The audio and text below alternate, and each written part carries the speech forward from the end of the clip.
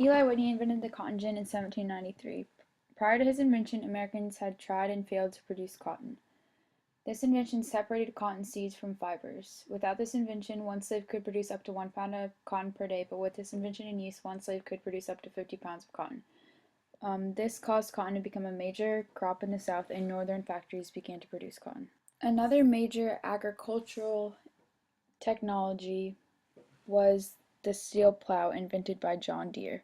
This replaced the previously used oxen-driven wood plow, and it allowed soil to be tilled faster and more cheaply. The second major agricultural invention was the mechanical mower reaper. This was equivalent to the cotton gin in the South, but for the West. This allowed wheat to be produced more efficiently. The steamboat was invented by Robert Fulton in 1807. It allowed for fast two-way traffic on any major waterway. It also had an impact on shipping because shippers no longer had to rely on winds and currents to propel them and could travel to any port at any time. Canals were an important part of transportation implemented during this time period. The Erie Canal was one of the first canals completed in 1825. Other major canals were found in Indiana, Ohio, and Pennsylvania. Canals could not be commonly found in the South, so it had an isolating effect on them. This, along with railroads, had a major effect during the Civil War. Andrew Jackson won the election of 1828 versus John Quincy Adams. This election began the two-party system, consisting of Republicans who favor a strong national government and Democrats who favor a weak national government. After his election, Andrew Jackson implemented an Indian removal policy, which was also known as the Trail of Tears. This forced Native Americans off their lands and pushed them west of the Mississippi River, which was a territory that was currently unoccupied by Americans. In 1828, Andrew Jackson passed a protective tariff, also known as the Tariff of Abominations. This tariff was deeply hated by the South, most intensely by South Carolina, who threatened to secede. Andrew Jackson responded to this threat with what is commonly known as the olive branch and the sword. The olive branch being that the tariff was lowered, and the sword being the force bill, which stated that soldiers could now enforce taxes. During Andrew Jackson's presidency, the bank controversy was occurring. Tensions with Andrew Jackson and the U.S. Bank caused the Panic of 1837, although the blame did not fall on him. It was placed upon Martin Van Buren, who was elected 1 year prior in 1836. The Second Great Awakening introduced the idea of perfectionism. Perfectionism was the belief that one could perfect themselves and society. Camp meetings began to be held in New York by Charles G. Finney, a minister. In these meetings, Finney preached on the idea of perfectionism. The Mormon religion was founded in New York by John Smith. Mormons led a controversial lifestyle, including practicing polygamy. They were persecuted for their beliefs in New York and moved west. Another religion founded during this time period was the Shaker religion. This was founded by Mother Ann Lee. Their beliefs included celibacy, community ownership of property, and racial and gender equality. They were known as the Shakers because they participated in many rituals involving dance. During the Second Great Awakening, men and women began to be treated as equals. The church accepted both men and women and granted them the same rights. The cotton gin allowed farmers to produce more cotton. In turn, the amount of cotton farms increased, which caused a need for a greater number of slaves. The U.S. cotton industry developed very quickly. Between 1820 and 1830, cotton production doubled, and by 1860, 2/3 of the U.S. goods exported was cotton. This massive cotton industry required extreme amounts of slaves. Because the importation of slaves had stopped, slaves were sold within the U.S. and moved to new farming areas. During this time period, up to 500,000 slaves were relocated. The cotton industry severely increased the South's dependence on slavery. In many southern regions, over 1/2 of the population was enslaved. While the South was gaining more slaves, the slave population in the North had almost completely disappeared. This demographic shift caused even greater tensions between the North and the South. Oregon was a territory shared by the U.S. and Great Britain. President Polk made it his goal to acquire this whole territory and made a compromise with Great Britain. This compromise established the 49-degree north line of latitude. During this time period, many U.S. citizens moved to the Mexican territory of Texas to become ranchers.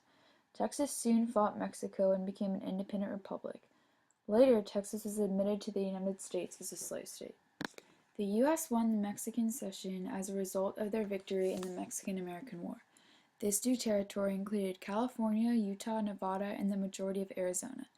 These states all established popular sovereignty so that their citizens could decide whether or not to be a free state or a slave state. To complete the Transcontinental Railroad, the Gadsden Purchase was made. This purchase also completed the border between Mexico and the United States. This territory was of high value because there were no Native Americans living on it, and the geography was mainly flat, which was good for building a railroad. The Compromise of 1850 admitted California to the Union as a free state. To account for the imbalance in Congress, Utah and New Mexico were granted popular sovereignty, but this went against the previous Missouri Compromise, which established the 36-30 parallel. The Fugitive Slave Act was passed as a part of the Compromise of 1850. It required the capture and return of runaway slaves and also established punishments for those who aided runaways. This caused tension between the North and the South because many northern states refused to follow this act. The Kansas-Nebraska Act was first introduced by the Senator of Illinois. It suggested that the Kansas and Nebraska territories be under popular sovereignty. This also went against the Missouri Compromise because it allowed slavery north of the 36-30 parallel. Bleeding Kansas was a war fought in the Kansas territory between pro-slavery supporters and anti-slavery supporters. This occurred due to popular sovereignty. Abolitionists from the North and pro-slavery supporters from Missouri clashed in a series of bloody conflicts. When the Kansas-Nebraska Act was passed, civil war was inevitable. During Bleeding Kansas, the violent war between pro-slavery supporters and abolitionists, two capitals arose: Lake Compton, which was for slavery supporters, and Topeka, which was free. During this time, Congress had passed a gag rule. This rule prohibited them from speaking or discussing or arguing anything that had to do with the issue of slavery. Eventually, when the gag rule was repealed, Charles Sumner gave a Crime Against Kansas speech and was beaten with a cane by Preston S. Brooks on the floor of the Senate. The North felt the primary effects of the Panic of 1857. This was due to an insurance company failure in New York. Since the South did not believe or did not feel the direct impacts of the Panic of 1857, they believed that their economic system was superior, slavery. This further increased tensions between the North and the South. When Abraham Lincoln won the election of 1860 with less than 40% of the popular vote, 7 southern states decided to secede. They formed the Confederacy and elected Jefferson Davis as their president.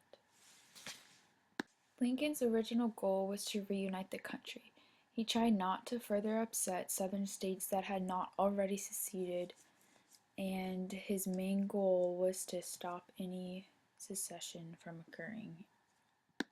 Border states were slave states that had not yet seceded from the Union. They included Delaware, Kentucky, Maryland, and Missouri.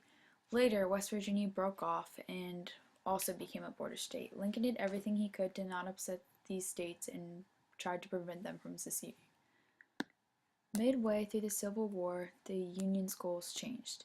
It became apparent to them that this wasn't going to be an easy war and that they needed a new reason for fighting. This new reason was slavery. Lincoln passed the Emancipation Proclamation on January 1st, 1863. It declared all slaves free in Confederate states, and it did not include border states in this. The Emancipation Proclamation redefined the Union's war goals. The 13th and 15th Amendments both benefited African Americans. The 13th Amendment officially abolished slavery, and the 15th Amendment gave African Americans the right to vote. Even though slavery was abolished, freed slaves still faced many obstacles. They had no money or property. Because of this, they established relationships such as wage laborers or became sharecroppers. These were basically both legal forms of slavery. There were two phases of Reconstruction.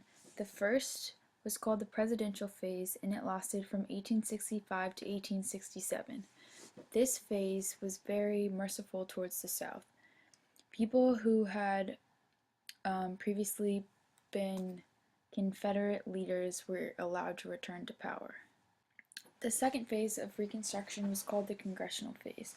This phase lasted from 1867 to 1877.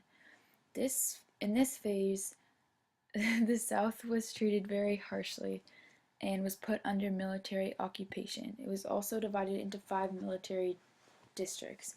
During this phase of Reconstruction, the impeachment crisis occurred when Congress passed the Tenure of Office Act. During this crisis, President Johnson was impeached by Congress, but he was not found guilty in the Senate. This phase of Reconstruction also was focused on racial equality. Ooh.